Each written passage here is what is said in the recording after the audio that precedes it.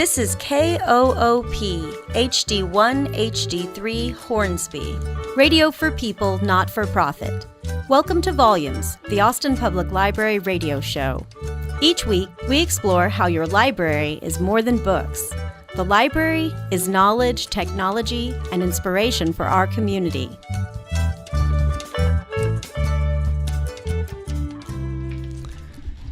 Good afternoon and welcome to Volumes, the Austin Public Library radio show. This is our 99th episode. I am your host, DJ Harris. I'm sitting in for Kanya Lyons this week. As we've seen on earlier issues of Volumes, not everybody who works for the Austin Public Library is a librarian or a circulation clerk.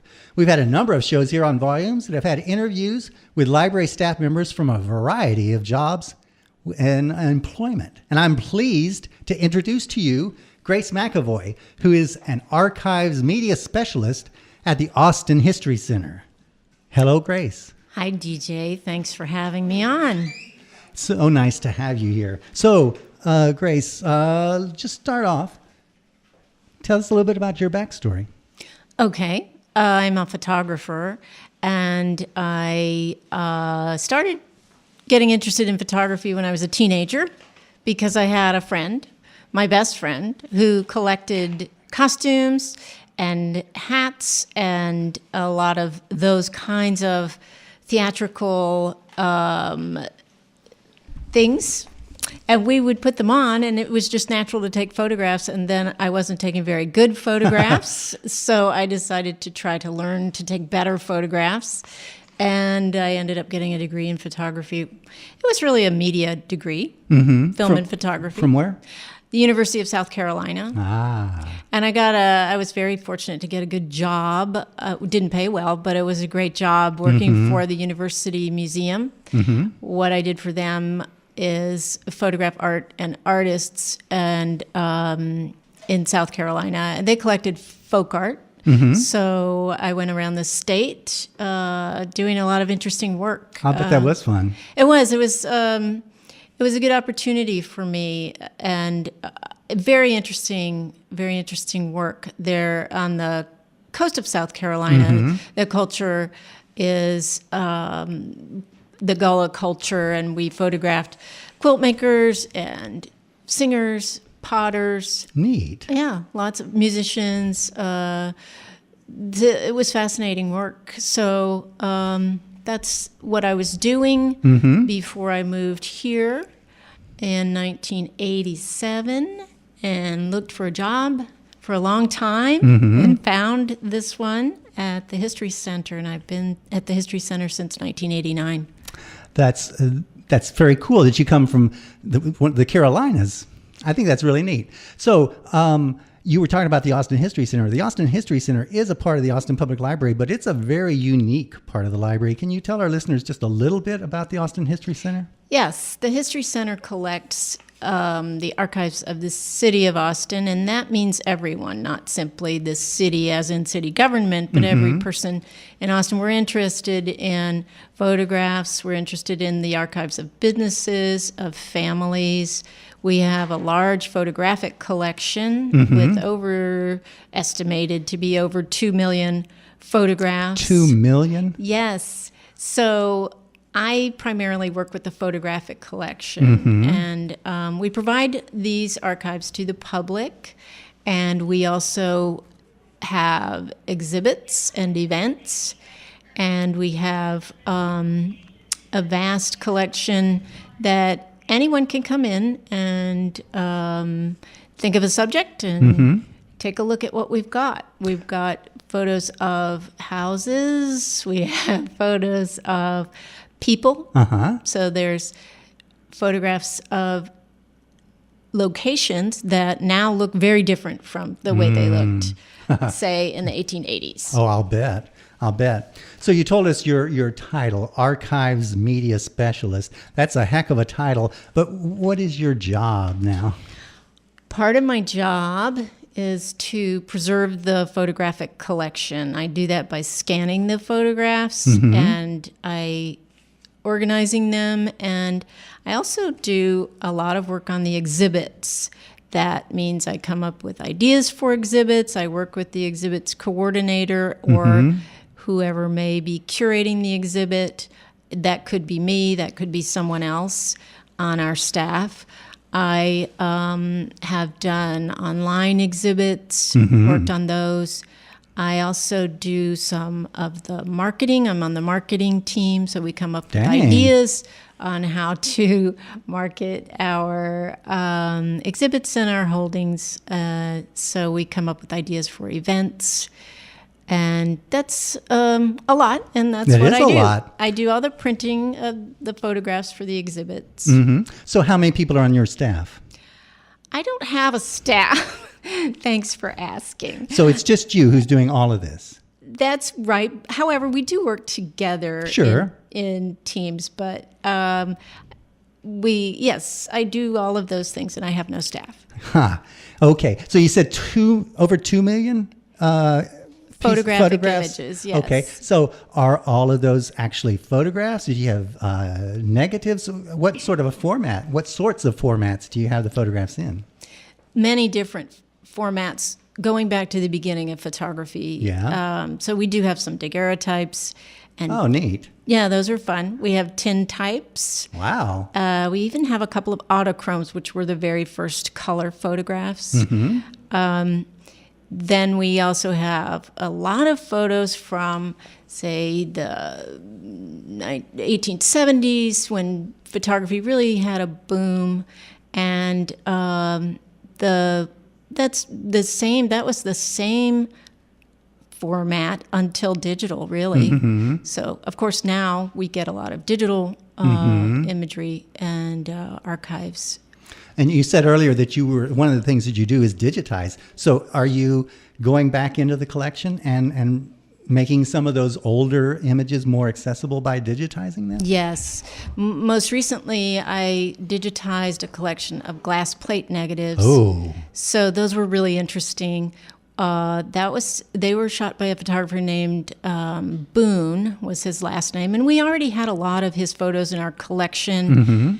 Then recently someone donated 52 glass plate negatives they found in their house. They bought a house and found these. Cool. And I'm glad they thought of us because, among other things, there were some what I would call old-fashioned selfies in there. Yes. Mr. Boone had taken some photographs, and I can see in his hand where he's squeezing the trigger. With old-fashioned cameras, you could have a cord from the camera into your hand, and you'd squeeze the trigger, and he's kind of smiling. You can tell it's amusing him. And it's fun for me because I'd never seen his photograph before. I've seen his photographs for years and years, but I had never seen an image of him before. Was he a good-looking guy? He was very young. I was surprised. In my mind, I had pictured him as an older gentleman. And he was, he looked, in his 20s at the time. So that was interesting to me, too. But dapper, he was well-dressed. I'm sure. Well, he was fixing to have his picture made, so he was aware. So, but I just wanted to get back to this. You said these were glass negatives? Yes. I bet they're quite fragile, huh? They are. They tend to deteriorate in a particular way where the emulsion flakes off the back of the piece of glass. However, these were in remarkably good condition, especially considering the fact that they had been completely ignored for so many, many years. And yes, they do break on occasion, and they frequently have chipped edges. Oh, okay. And then also, I think I'm aware that there's negatives that have to be kept very, very cold. Do y'all have? We do. There are negatives that they used to make and no longer make. People were using until the 60s even, and they were made on a base called nitrate, and nitrate is a volatile substance that has at times self-combusted under the right conditions. So this is why motion picture theaters would sometimes have fires because of the nitrate film. The film is very safely packaged in individual packages and then placed in the cold vault. So there's no danger of that happening to the nitrate film that we have at the History Center. Good. So things are being well taken care of. Is that another part of your responsibility to make sure that the temperature is right and all that kind of jazz? I don't usually check the temperature, although we do have people on staff who do that on a regular basis. I imagine that's a very important job. It is. Yeah. Just to remind you, this is Volumes, the Austin Public Library radio show. I'm your host, DJ Harris, today. And today we're talking to Grace McEvoy, who is a photographer and the archives media specialist at the Austin History Center. And we're going to be talking to Grace a little bit more. But first, we have a few announcements. And then we're going to talk about some of the exciting exhibits that are upcoming at the Austin History Center. You guys have got some really neat stuff coming on, right? We do. We have a number of programs coming. Okay, let's listen to this, and then we'll hear that. This is Volumes, the Austin Public Radio Show on KOOP. We're at 91.7 on your FM dial, and we're streaming on the internet at www.koop.org. You're listening to Volumes, the Austin Public Library Radio Show on Co-op 91.7 FM and KOOP.org. Radio for people, not for profit.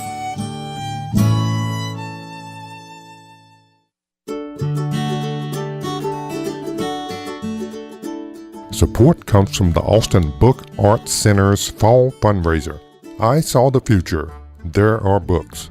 Taking place at the downtown Austin Public Library on Thursday, September 13th from 6 to 9 p.m. The event will launch Austin Book Art's effort to find a new creative space.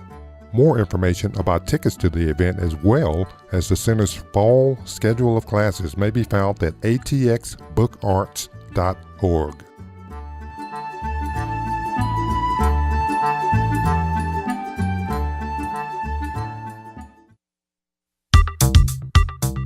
Support comes from the Austin Public Library and AISD, now offering student library cards with access to homework help, research material, books, movies, music, games, and the virtual library. Details at library.austintexas.gov/AISD card.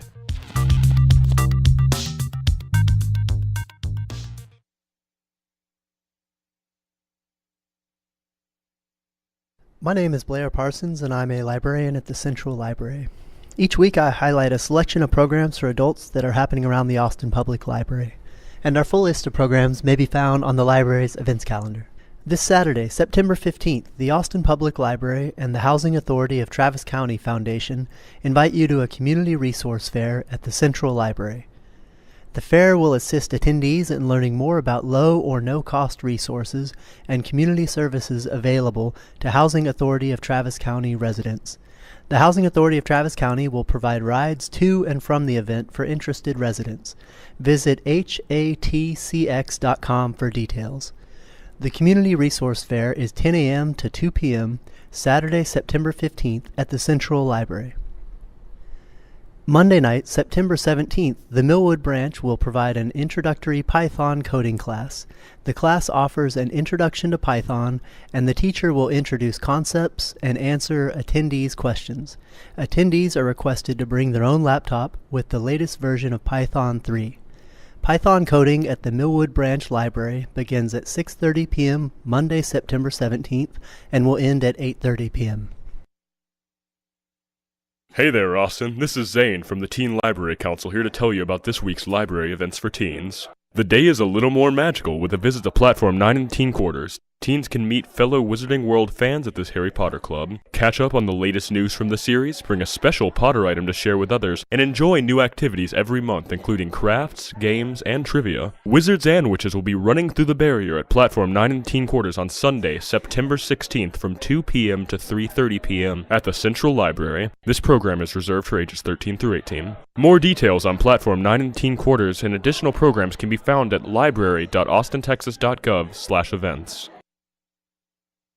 This is Alana Graves, the youth librarian at the Carver branch. The kids are starting to go back to school, and the Austin Public Library is offering free events for kids. Avid readers between the ages of 8 and 12 are invited to attend an in-between book club discussion. In-between book clubs discuss a different book or graphic novel each month, as well as do an activity. In between book clubs meet at the St. John branch, Spicewood Springs branch, Twin Oaks branch, and the Carver branch. All book clubs kick off during the month of September. Details at library.austintexas.gov. You're listening to Volumes, the Austin Public Library radio show. I am your host today. My name is DJ Harris. I'm sitting in for Kanya, who could not be here today. And I meant to say earlier, this is our 99th episode of Volumes. And we are speaking today with Grace McEvoy, who is the Archives Media Specialist at the Austin History Center. Grace, welcome back to Volumes. Hello. Hello. So, Grace, you were talking about some of the exhibits and some of your, one of the things that you do is you help to put together exhibits, and y'all have got some really interesting exhibits upcoming in the fall in the Austin History Center, right? We have some events also. The next thing coming up is, of course, Austin Museum Day. That's going to be Sunday, the 23rd of September from 12 to 4. And while that's going on all over the city, specifically at the History Center, we will be having oral histories. You can come in and do that. There'll be children's activities, and you can see our current exhibit that's up. And that current exhibit is called Taking It to the Streets, which is a visual history of protest and demonstration in Austin. Oh, there have been some of those, haven't there? Yeah, there have been.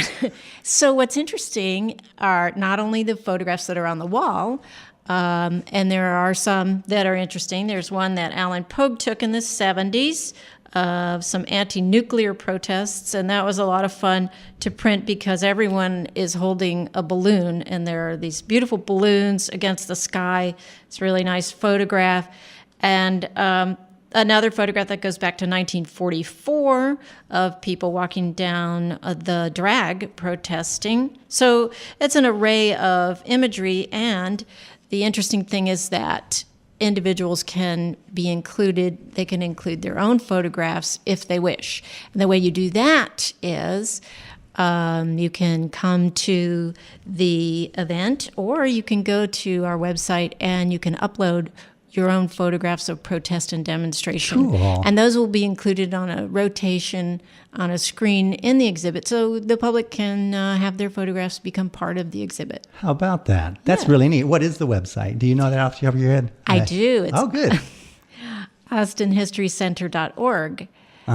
So it's easy to then click on the link to upload your photographs and be included. Okay, so that is protest. And when did you say that was going to be on display there at the Austin History Center? It's on exhibit now through October the 28th. So we're going to have a specific event on October 13th called Taking It to the Streets, Asian American Voices of Resistance. It's a panel discussion, and at that panel discussion will be another opportunity to come bring photographs that may be on your device. You can have them printed and put them up on a board, and in that way also have your images included in the exhibit. The discussion will be specifically related to Asian American protest and demonstration. I see. Yeah, just to remind you all, this is Volumes, the Austin Public Library radio show, and I'm your host, DJ Harris, and we are in the middle of our membership drive here at Co-op Radio, and if you would like to join us, you can call 512-472-5667 and become a member of Co-op Radio, community radio for Austin, Texas, just like the Austin History Center is a part of our community. So, Grace, you said something about people can donate photographs to the Austin History Center? Sure. Your family archives are of interest to us and to the rest of Austin. We have a lot of family archives, and that's something that a lot of people have in their houses, and they don't realize that it does have value to the rest of the city and the country at large. Our images have been used for books, for magazine articles. They've been used in Ken Burns films. They've been used a great deal. And so you never know what someone might find interesting that you've got squirreled away in a box. So I'm just imagining like photo albums and cardboard boxes of pictures. Is that the sort of thing that y'all get? We do. And then we also have the archives of writers and politicians and business people, and that's a lot of documents in paper, and those are just as interesting to researchers. We have maps. We have other documents that are not just photographs. Mm-hmm. Yeah, of course. Okay, and then I think I got you off the subject. You were talking about some of the exhibits. There's one about World War I that's coming There up. is. We have an exhibit coming up called Brothers in Arms, Forgotten Austinites of the Great War. That's going to be up from November the 6th through January 27th. That is about the Texans, and specifically Austinites, that participated in that war, and it's going to touch on a lot of personal stories, and also some of the fact that a lot of people died of the flu during that time. So it's going to include about 16 photographs, and that will be coming up, as I said, on November the 6th. But after that, we have another exhibit called Off the Rails, The Rise and Fall of the Streetcar in Austin. Oh. That's going to open on December 11th, and that should be fun. I think a lot of people have a lot of nostalgia about the streetcars. We have certainly a lot of good photographs of them. I'll bet so.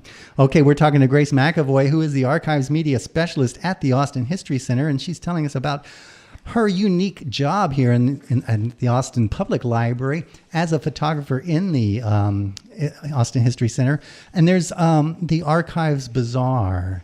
That's upcoming, is it not? That is. That's going to be Sunday, October the 28th from 2 to 6. That'll be at Sungarende Hall, which is next to Schultz Garden.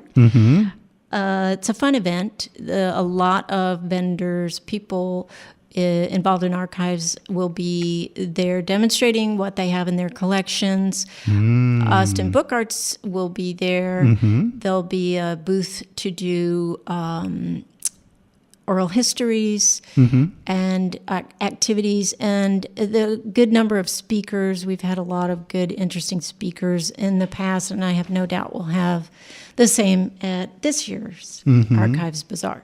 Okay, so Grace, we're talking about a number of things that are upcoming in the future. If somebody goes to the Austin Public Library, the Austin History Center's website, is that going to say is there a place there where you can find out about future events? Yes, we post information about the events on our website, and also the archives. The Austin Archives Bazaar has information on theirs, as well as the Austin Museum Partnership has information about Austin Museum Day. So you can probably just Google and find all these sorts of things. Yes, you can. But you can get that from the Austin History Center's website as well. Now, Grace, I wanted to ask you about, you said 2 million images. Do you have a favorite image in the collection? I have a number of favorites. One that I like a lot is from a glass plate, and it was taken in the 1880s. What I like about it is that it's not a formal photograph. So many of the photographs from that era are very formal, taken in a studio, and they're portraits. Right. It was unusual for anyone to take what we would consider a snapshot at that time. And they're a group of people sitting outside, looks like perhaps a Sunday picnic, and there are children in bare feet. There's dogs. There's a woman sitting in a chair with a bird on her knee.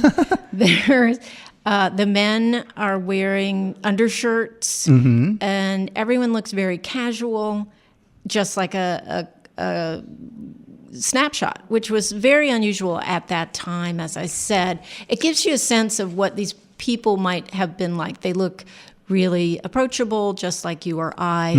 And so frequently when we see images of people and from that era, they look so formal and they're expressionless, and they seem like, you wonder, are they like that all the time? And no, of course they weren't. So there's some evidence of that in this particular photograph. This photograph is a photograph of people who were working at Marble Falls, getting the materials to build the Capitol and other buildings downtown. So they were at the quarry. Yes, quarrymen and their families. And, Neat. It's just an interesting glimpse into what an ordinary day might have been like at that time. So my recollection is that back then the exposures on the images was longer, and that's why people had to stand really still and have those frozen faces that you were talking about earlier. Is that a myth, or is that true, or do you know? It's true. And those photographs were shot indoors. They would usually have a skylight and a window light, but it still wasn't as much light as outdoor lighting. So this image that you're describing is outdoors, so they wouldn't have had to leave the aperture open as long. Is that even a word? I'm trying to show. Aperture is a word. That's very good. Thank you. And but what you're referring to probably is what we now call the shutter, but it's the length of time that it takes to make the exposure. Yes. There you go. Okay, we're talking to Grace McEvoy, and let me ask you, Grace, about. So you were talking about how people can donate images to the Austin History Center. Do you go out into the community to try and collect images? Sometimes we do. We have 3 positions at the History Center that are community archivist positions, and they do go out and ask the public to make donations. And I have done similar myself. All of us do to some degree, because when you're out and about and it occurs to you that someone has something that would be of interest. We got a donation from someone who you are acquainted with. It was a film footage of the 1950s flood in Austin, and it was really dramatic footage shot on Super 8. A tree was one thing that went by, and it was Barton Springs flooding, and it was something we put on our YouTube channel. Got a lot of attention. Neat. A lot of people remembered that flood, and so that kind of donation is typical. In just that was just a conversation I had with somebody casually, and I said, I didn't know you had that. We'd be interested in having that at the History Center, and so she donated it. Nice. Good deal. Well, this is Volumes, the Austin Public Library radio show, and we're running out of time here. We have been talking to Grace McEvoy, who is an archives media specialist. That's a heck of a title, Grace. And at the Austin History Center. But essentially, you are Austin's photographer, huh? Well, that's a bit more than I would say. Yeah. But you do go and you make images yourself, right? You go out to events and take pictures, because ultimately they're going to be historic, right? Yes, I do. Especially if there's something a building, for instance, that's going to be razed, a business that's shutting down.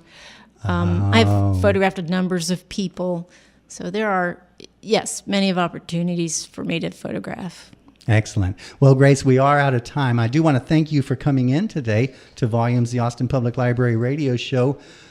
You can get back issues of Volumes from the library's website. And next week, Kanya will be back, and it will be our 100th episode of Volumes. So, Grace, thank you again for coming in, and thanks for the good work that you're doing at the Austin History Center. Thank you so much for having me, and congratulations on your 99th show. Good deal. All right, this is Volumes.